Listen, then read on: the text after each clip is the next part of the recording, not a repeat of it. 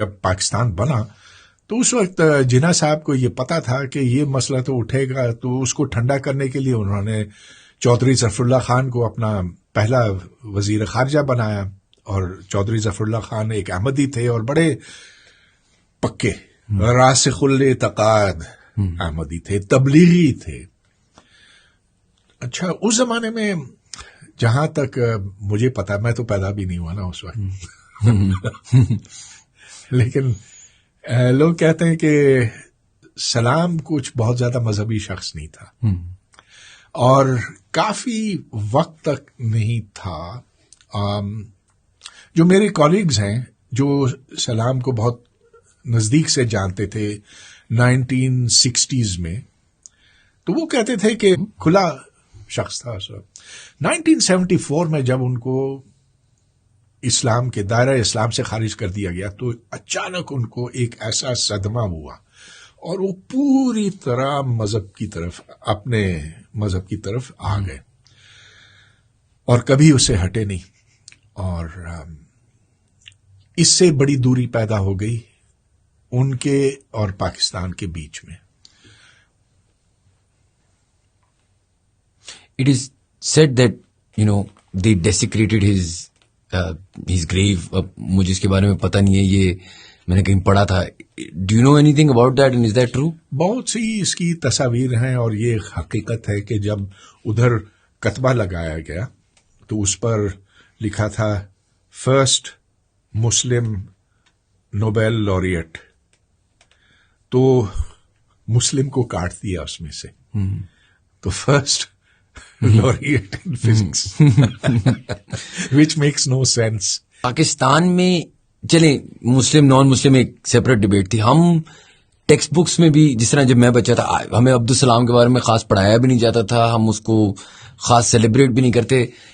اگر وہ مسلمان ہے یا نہیں مسلمان ہے، چلیں وہ تو ایک الگ ایشو ہے. سوال میرا یہ ہے کہ why don't more people talk about Abdussalam? Why isn't he more visible in conversation? Why isn't he more celebrated by Pakistan?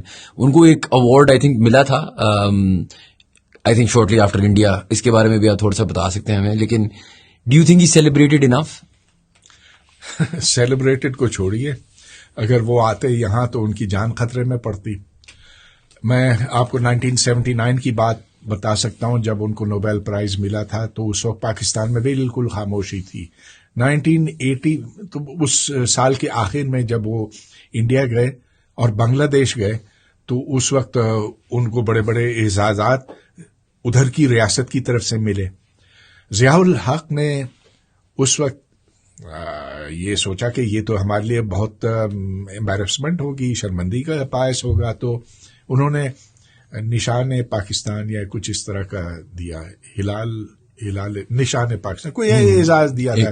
ٹھیک ہے، اچھا. لیکن اس زمانے میں سلام آئے ہوئے تھے پاکستان وہ ایوارڈ لینے کے لیے.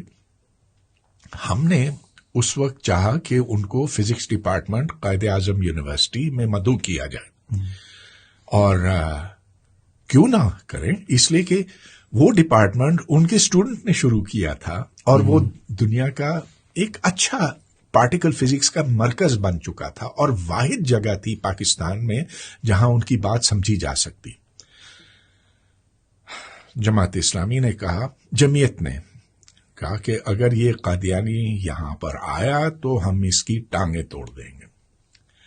اب مجھے یاد ہے کہ اس وقت کے چیئرمین کے ساتھ میری بڑی بحث ہوئی. میں نے کہا کہ ہم سلام صاحب کا دفاع کریں گے، آنے دیجئے.